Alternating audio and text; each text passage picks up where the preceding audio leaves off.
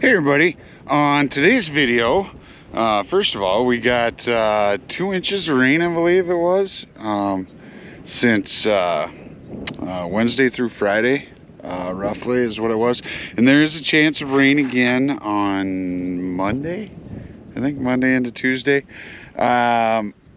So we did get done planting, and so that meant time for some fencing, because I don't know. Yeah, even with this rain, it just, with the forecast and everything, it feels more like we're going to be in a 2012 situation. And in the past, I got these new gates that I put up here. I had just hot wired all this around this grass area. And as you can see, the bovine inspection committee's over there watching me again. And when it gets dry towards the end of summer, then there's of course not much grass growing out here, and then it's hard to keep the cattle from going through. But yeah,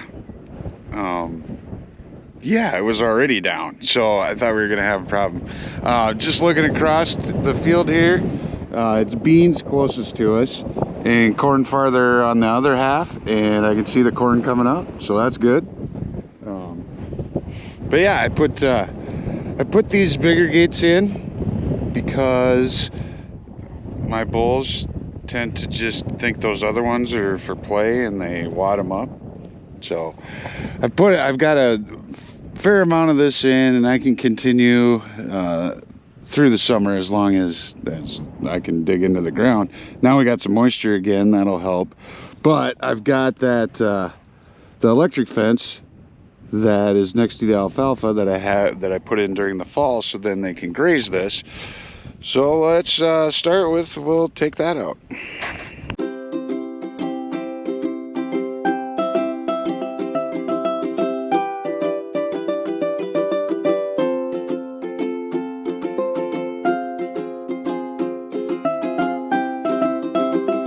All right, so over here by the electric fence and the alfalfa, and this, honestly, of the whole process, unless it's really dry and the posts don't want to go in or don't want to come out, rolling up is like my least favorite part. I do use, so I use these reels. You know, they're not super fancy, not super expensive, and of course they basically just help keep it from getting tangled. And but yeah, so the joy part of this is that once you get more wire on here, obviously it gets heavy, and as you can see right now, it reels great. Well, as you go, it obviously gets heavier, and then makes it harder to reel up. So I don't know, I mean, it's not the worst job in the world, obviously, but it's not my favorite. And I've got, what, 1/8 of a mile here to do. So I'll roll this up, and then we'll go from there. Okay, so I got my 2 spools rolled up, and now I got to grab all of the posts. And I've had supervisors the whole way. Let's see here. Look at that little Brockle. She is good looking. Yeah, that's gonna make a nice cow. And Crabby over here, other Crabby, bull. Yeah, what do you think?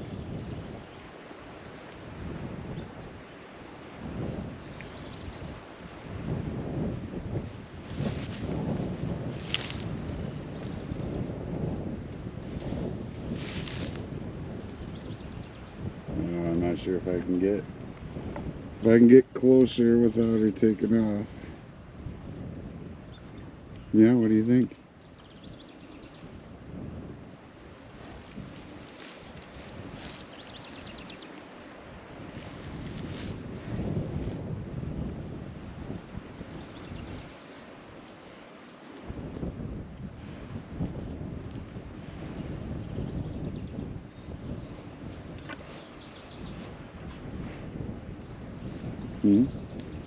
Not sure.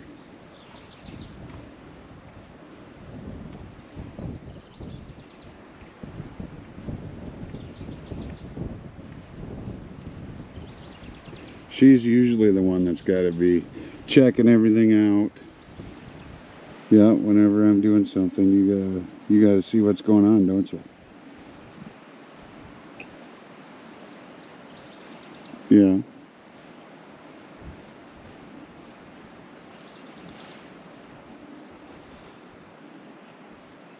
Not sure.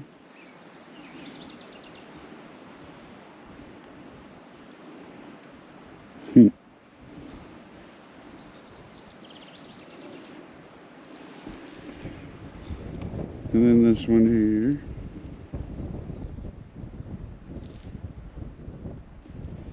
Yeah, they're all hanging out in the... Well, not all of them. Looks like a couple of them have decided to get up from their lounging and munch on some grass. I'm trying to keep them off of this, at least for a couple more days, so that the grass can get ahead of them. Because you guys just eat non-stop, don't you? Oh, we don't want to talk about that.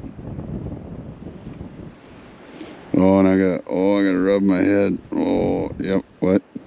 Nothing.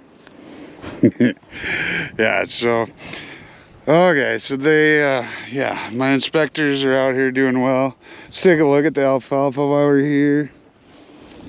Looks pretty good. Hoping that the rain we got will help. I want them to hold off a little bit longer before they blossom, because obviously this is not very tall. You know, we did get 2 inches of rain this week, but that doesn't bring us out of the drought. It needs more. I'm still worried that we're gonna have one of those dry years, and it's not gonna be very good. But you know, you do what you can, and then Mother Nature, the rest of it is up to her. So yeah, a few more inches of growth here would not hurt my feelings at all. Wouldn't be the first time that the second or third cutting has yielded more than the first cutting. But what could happen is we have a not so great first cutting, and then the second and third are even worse than that if it stays dry and we don't get moisture. So yeah, hopefully. But like I said, it's kind of up to Mother Nature on that deal. And yeah, so I got my reels, I got my inspectors. No one's still watching. And so then all I have to do is grab these posts, and I'll use the side-by-side and just kind of pull it along. But yeah, it makes a big difference pulling these out when we've had some moisture. I'll grab these couple here close.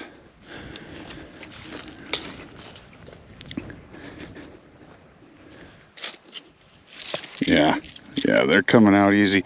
So last fall, when I pulled them from the grass over here, because basically I'll run over to where I'm putting that fence in, I mean, you had to twist them to get them out. They were insane.